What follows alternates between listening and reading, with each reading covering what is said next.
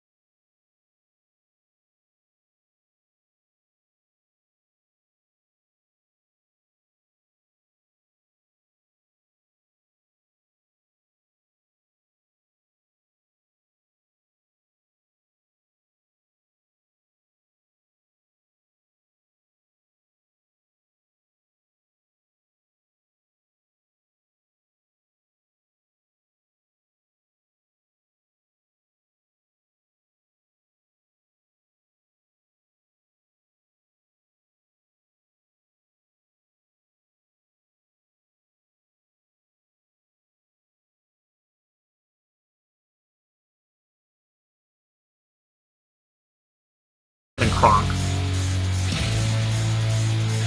I'm kind of pleased how this turned out in a way. I don't know. I guess it could have been better. I mean, it's just... Here's the thing. A lot of these non-Disney heroes are a real pain in the back to make fights for. I mean, no joke.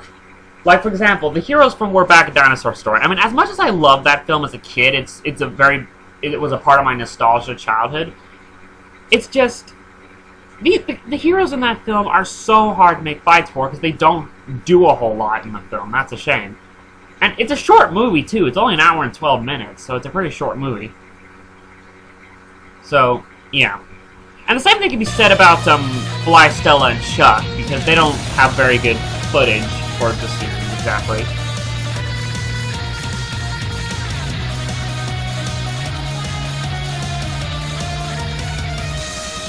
So yeah, basically Yzma sends Kronk and Lawrence to try to capture the kids, and all. As a pike and a hammerhead shark.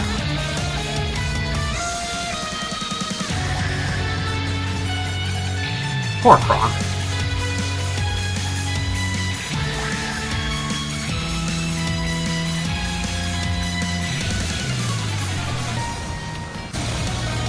So yeah. Now we go to Escape from the Animal Cruelty Squad, Part 1.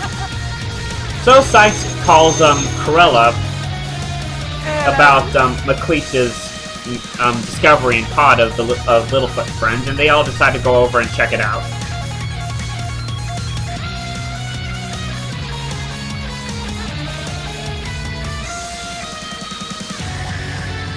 So while she, Sykes, Dr. Greed, and Madame Medusa, and Aunt Faye go over to check it out, they leave Edgar, Jasper Horace, and Dr. Applecheek to watch over the prisoners.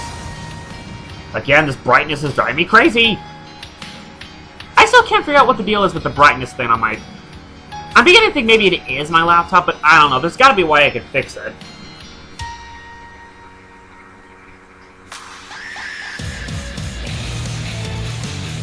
And as Dr. Applecheek goes to make a phone call for a little bit, the mice and cats break in to free the animals.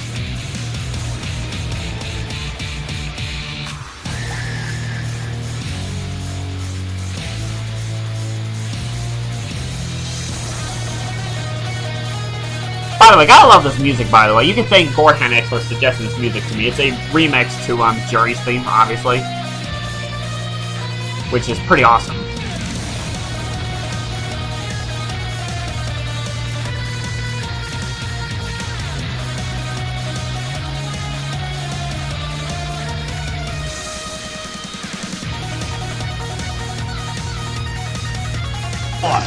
I'm right behind you, lad.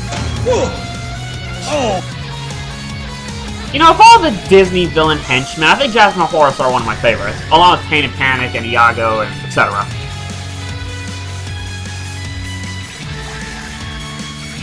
And Roquefort goes to break O'Malley and Duchess and the kittens out.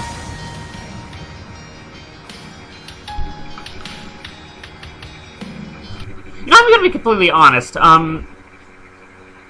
I'm not quite pleased with how Charlie and Itchy are doing in this series at this point because, I mean, I loved All Dogs Go to Heaven. I still love All Dogs Go to Heaven. I think it's one of Don Bluth's best films. And I was hoping to do more with them in this series, but so far I haven't. Hopefully in Part 2 I'll get to do more with them, considering that, you know, there's 3 movies and a TV show with 65 episodes to work with, so... I don't know what to do with them in Part 2, but hopefully I can figure something out. Quiet! And I just broke the first fourth wall joke in any of these series. And it won't be the last, I will tell you that, folks. And the animals are free. Quiet down there! And Applecheek is like, I've only been on the phone for like 5 minutes and you guys already screwed up.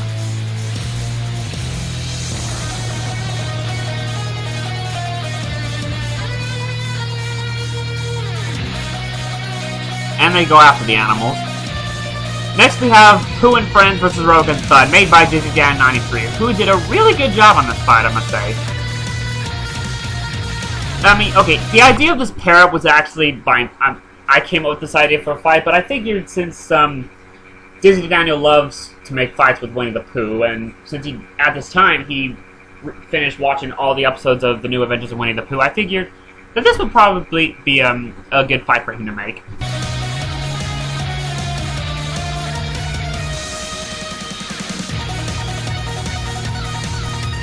Here's the thing. Originally I was going to have this fight was originally going to be Pooh and Friends versus General Woundwort. That was going to be it, but I don't know. Woundwort's footage is very hard to work with, and I have a plan with a fight for him later. And but if Pooh and Friends do run into Woundwort, it will probably be during a battle royale that I have in mind. So yeah. Also, I also suggested Daniel that he should use footage from the Easter special, Springtime with Rue, because this, there's scenes of them carrying eggs. So yeah.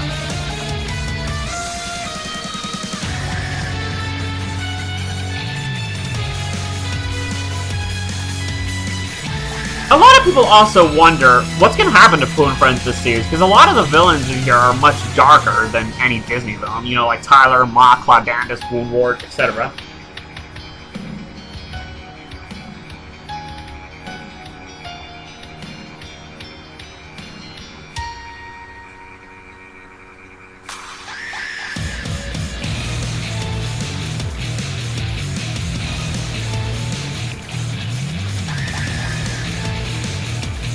So yeah, Daniel did a really good job with this fight.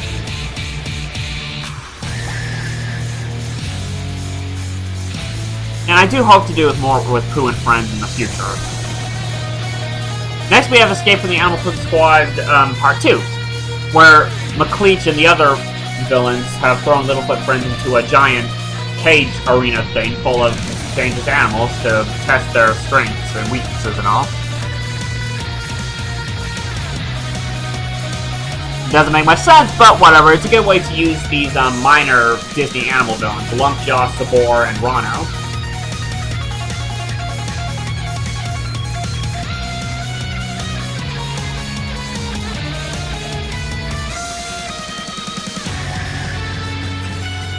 I'll be honest, as much as I'm pretty proud with this fight between Sarah and Rano, it does make me wonder, how did Rano not break his antlers by ramming into Sarah? Perfect shot! Perfect shot!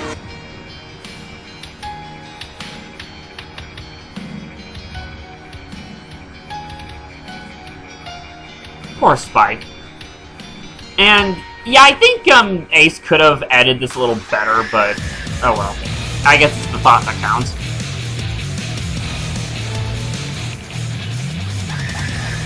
And Greed is watching this pretty well.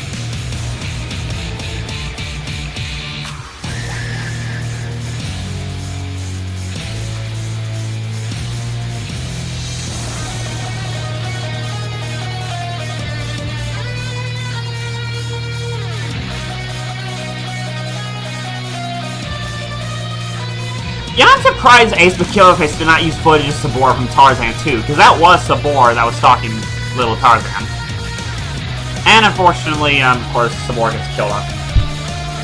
Here's an interesting trivia tidbit.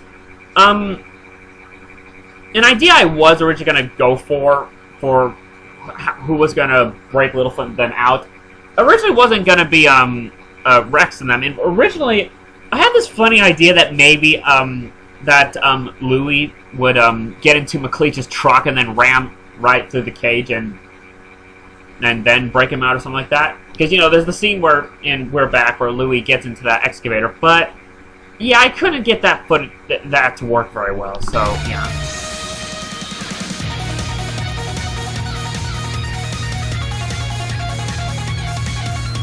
And they're all pissed. Next we have Patch of Heaven versus Animal Produce Squad Sector C. So, Amos and Alameda bring in Farmer Jones, but soon are under attack by the other animals.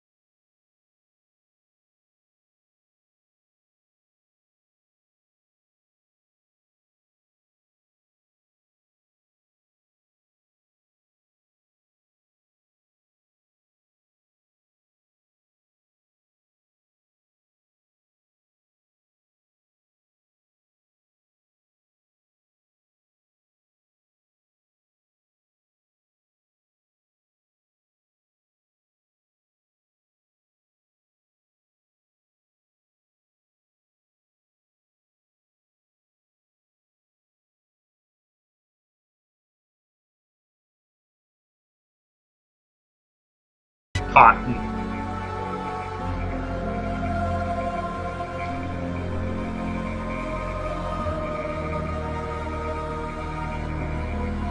Meanwhile, the dogs and cats all celebrate their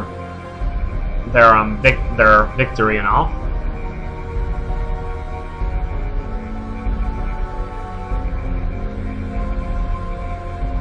See, this is what I'm talking about. The brightness isn't that much of an issue this scene. Maybe it is just the color filtration. I don't know. It's just weird. But Ralph, particularly, is still upset that he's sick and tired of being caught and being tortured by these people, and suggests that the next time they run into them, they will have to finish them off. But the other animals are not sure about this. Change to what? To what we used to be. Real animal. Considering that, yeah, they are. I mean, yeah, the Animal Pooh Squad is their enemy. They are cruel and they are wicked, but at the same time, they are still people, and there's a more justful way of dealing with them. And this isn't the way to do it.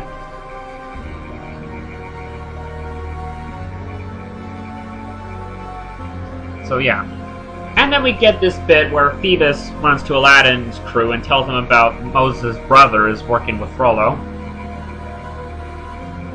which leaves everyone shocked. So Moses decides he has to go over to Frollo's place to try to talk to his brother. This makes everyone else worried and concerned about this, of the risk that Moses has taken. So Zipporah, Aladdin, and Mickey all decide to go with Moses to see if they can help with him. Here's the thing, I know that it's kind of inappropriate to have Moses in the series because he was a real person. He is part of biblical history and all. But I guess you could say I'm trying to focus on, because the Prince of Egypt is not an accurate portrayal of the story of Moses. In fact, if you really stop and think about it, the overall focus of the film wasn't really about Moses trying to save his people. The major focus is really on the relationship between Moses and his brother, which is something that the original Bible never really talks about. So, I guess you could say I'm trying to focus on that section and not the religious aspects. At least I'm trying to. So then we go to this bit where Tyler goes to prepare to find an army to get ready to find the Holy Land.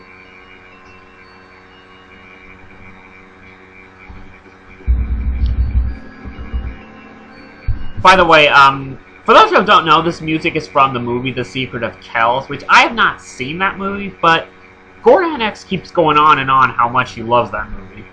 Apparently it's really good. I'll have to check it out when I ever get the chance.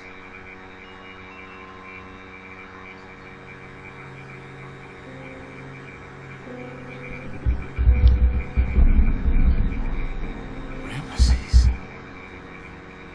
Moses? Is it really? Moses! Rameses! And Frollo's reaction is just priceless to this. So during the reunion, so Luke is particularly not happy because this was the man that pushed him off the cliff.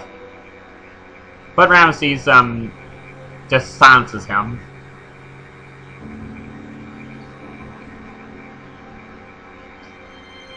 Moses tries to explain to Rameses about the war and what Frollo has been doing to the people. But Rameses suggests that Frollo is doing it for law and order, and that's why he hired him and all. But before Moses can go on, Frollo demands that they must leave right now. And so they do. And Frollo goes off to meet with the Maleficent's forces. Meanwhile, Ratcliffe meets with Cortez and the Colonel as they go to prepare to invade the native lands.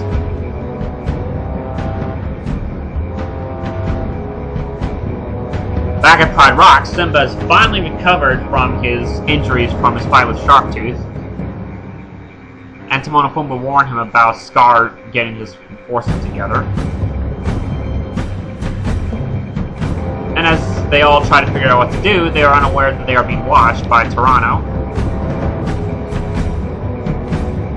Back at Patch of Heaven, Napoleon lies to the animals that Todd has been working against them. He's a traitor, and suggests that he should be banished from the farm.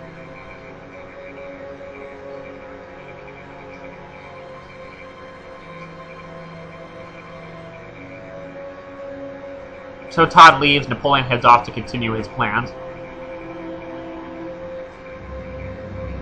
And this makes Wilbur a little concerned. Back on the Forbidden Mountains, Maleficent and her allies are just discussing, or just chilling at the moment, as Frollo bursts into the room and demands an explanation from Mox, since he was the person that brought all these characters brought these worlds together thanks to his machinery. Somehow this brought even Moses into the world. Oh dear, what an awkward situation. Got all those sound bits. So I guess you could say that maybe in doing Mox's plan when he did join these worlds together, he may have caused like a time-space continuum and brought even historic characters into all this, which would explain why Moses, Pocahontas, Cortez, and even dinosaurs all over the place. Funny thing is, I was actually originally going to do a voiceover bit for this scene, but I decided not to. So Zigzag, Hades, and Eris all go to try to stop these heroes. And Frollo now has a grudge against Mach. So we go to our first fight, Alice versus Darla, Dimple, and Max. I will say, Darla Dimple won't be a big thing in part 1. Mostly because I kind of have an idea for a fight for her in part 2, which will be hilarious if it works. So yeah, she won't be doing that much in part 1. Particularly because she doesn't really care about the war. She's just trying to protect her own ruling and stuff. So the Cheshire Cat pops out of nowhere, like always. And it's just messing around with Darla, telling her about Alice being being all better and mighty than her.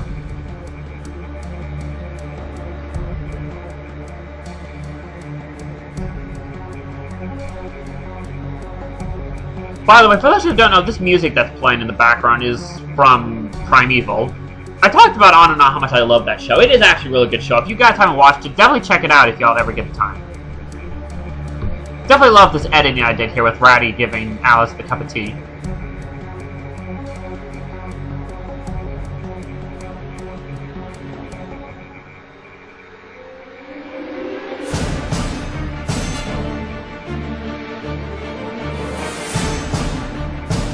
And Max bursts in. Yeah, I bet they didn't expect this. They're under attack by a giant butler. That almost sounds like a South Park joke right there.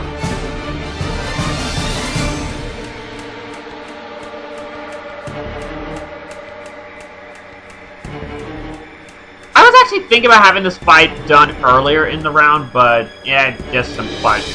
Ichabod, Ratty, and Molly escape, but Mad Hatter, March Hare, and Mr. Toad all get caught.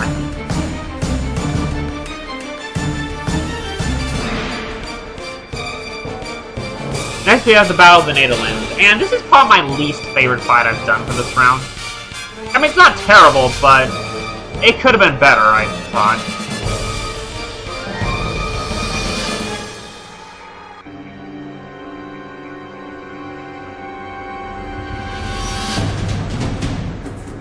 I think that's the third time I used that wizard's gun. And Spirit runs over to see what's going on.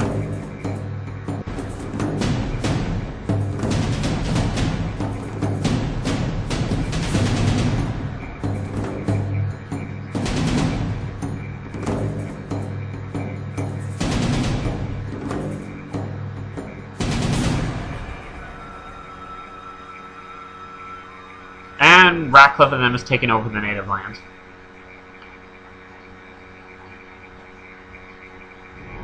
Now we go to this bit where Moses returns to their group and explains about the situation that has gotten worse than they thought it would. So they ask Moses about what he's going to do with his brother. But before he can explain, all hell breaks loose. Hey, what's the buzz?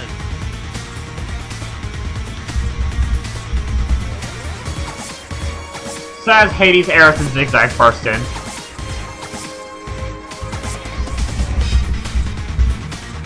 Gotta love this music, by the way.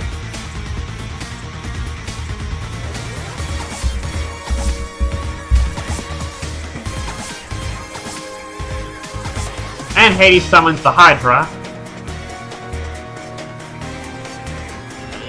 Get ready to rumble!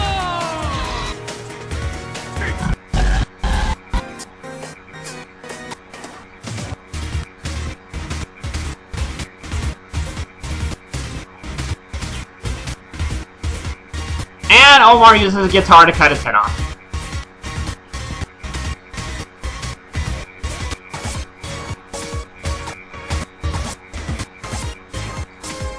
And then we get this bit between Mickey and Zigzag.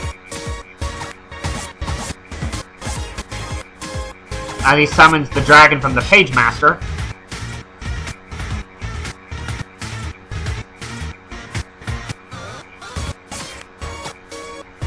Well, that didn't go well.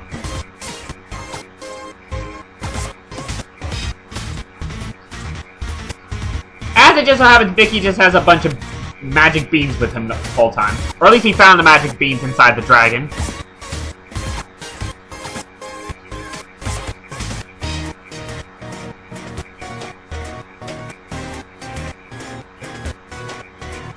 And then Eris tricks Aladdin by disguising as Sinbad. This might come back to him later.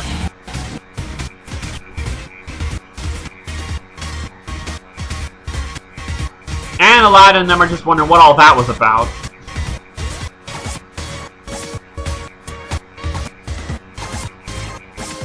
Next we have Tarzan versus Tyler and the Lizard Man leader. And I'm pretty pleased with how this fight turned out.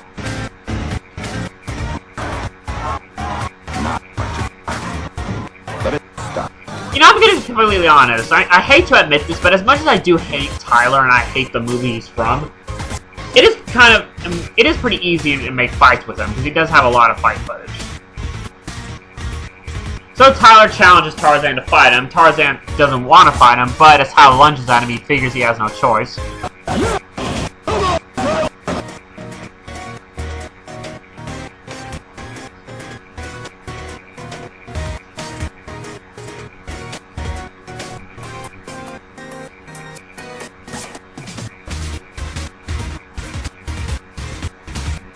And the lizard leader jumps in. And Kimui demands his monkeys to get rid of the lizard.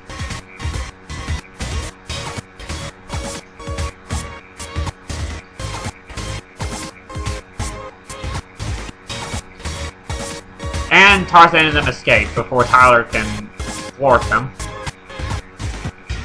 Next we have Zeus versus the Snow Queen and the Emperor of the Night. Not really much to say about this fight. It was just another add-in fight, just a way to introduce the Emperor of the Night into the plot.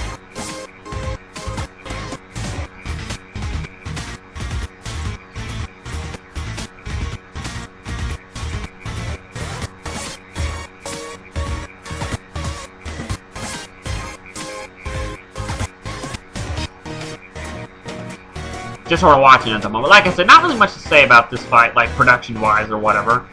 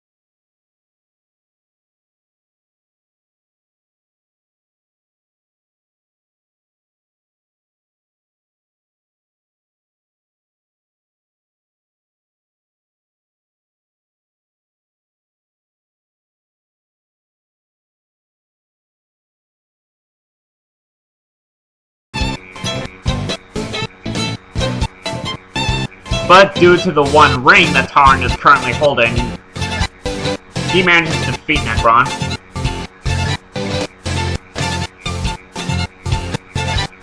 This part just makes Island very shocked that Tarzan actually lunged that sword at him. Meanwhile, Arthur and Archimedes finds the genie, and Archimedes decides to free him.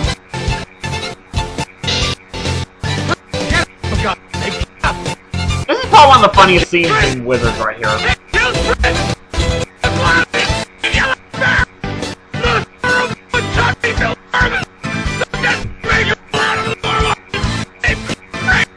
know, I cannot but wonder though, when Ralph Bakshi was making Wizards or whatever, when